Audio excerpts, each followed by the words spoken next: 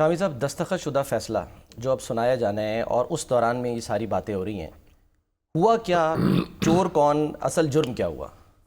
देखें, अभी फैसला तो आना है, तो मुनासिब बात तो ये होती कि उसका इंतज़ार कर लिया जाता। ठीक। आसन इकबाल साहब बड़े मोहतरम है, बड़ा उनसे ज़ाती और करीबी ताल्लुक़ है और बड़े एक पाकबाज और दयानतदार शख्स हैं, और उनको जिस कर्ब से गुजरना पड़ा, वो स्टेडियम जो कायम हो रहा था नारोवाल में, उसके हवाले से मुकदमे बनाए गए झूठे और उनको जेल में रखा गया, और फिर वो जो प्रोजेक्ट है उसकी लागत में भी इजाफा हुआ और एक नारोवाल के अवाम के लिए एक तोहफा था, लेकिन उसको सियासत का मौजू बना लिया गया और कोई चीज़ साबित नहीं हो सकी। तो बहरहाल उनका दिल भी दुखा हुआ है और आज वो बहुत गरज रहे थे। फिर आपको याद है उनको तो गोली का निशाना बनाया गया, अल्लाह ने उनको बचा लिया। ऐसे मजहबी जज्बात जो थे अंगेख्त किए गए उनके खिलाफ कि एक जुनूनी ने हाँ उन पर गोली चला दी और आज तक वो उनके जिस्म में है। उनके जिस्म में है और उनकी जान बच गई। तो अब जाहिर है कि गुस्सा तो आता है और आज उनका इजहार भी किया, लेकिन आम तौर पर वो बहुत धीमे लहजे में गुफ्तगू करते हैं।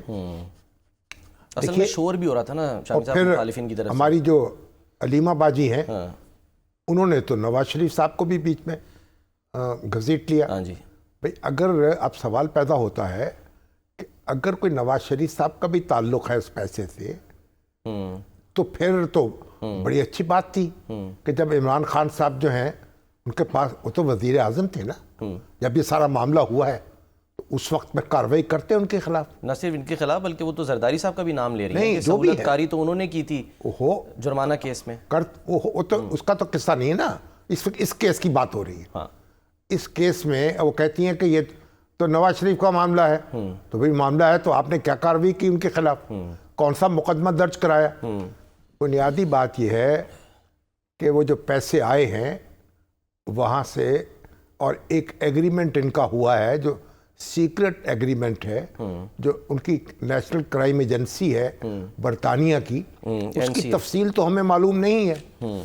अब मलक रियाज साहब के पैसे थे और उन्होंने उसको जब उसका सुराग लगाया या जो इनके इल्म में आया, तो उन्होंने कहा कि ये पैसे पाकिस्तान से लाए गए हैं और इसलिए इनको पाकिस्तान भिजवा दिया जाए, क्योंकि उस पर एतराज़ात होंगे, गैर कानूनी तौर पर पैसा लाया गया, तो ये रियासत पाकिस्तान का पैसा है, रियासत पाकिस्तान को लौटा दिया गया।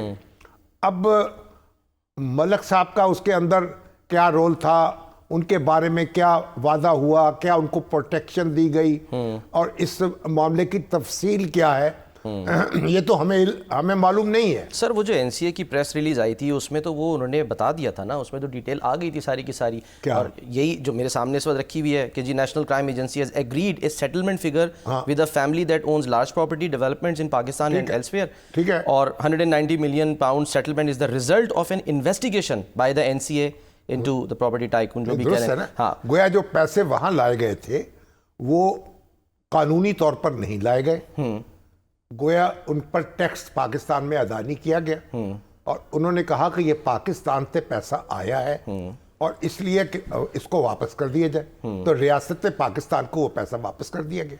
ठीक है ना।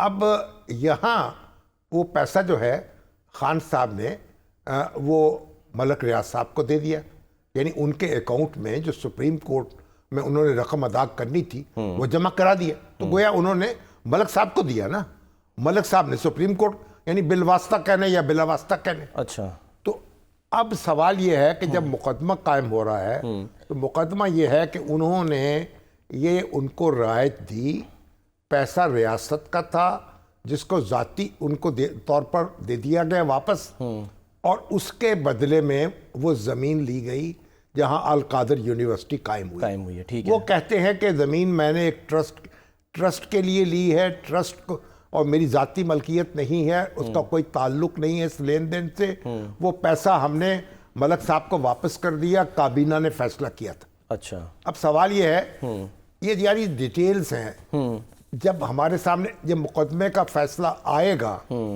उस वक्त सारी बहस हो सकेगी और बहस करनी चाहिए।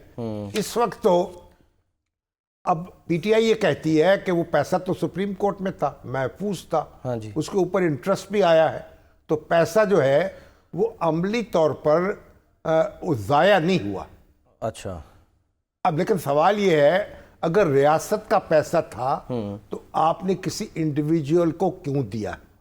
यानी उनके अकाउंट में एड किया, एडजस्ट क्यों किया? हाँ, अब जो जुर्माना था। ये बातें हैं, जब आप अब इसमें अल्जाम है, उसको फिर अल्जाम दर अल्जाम है,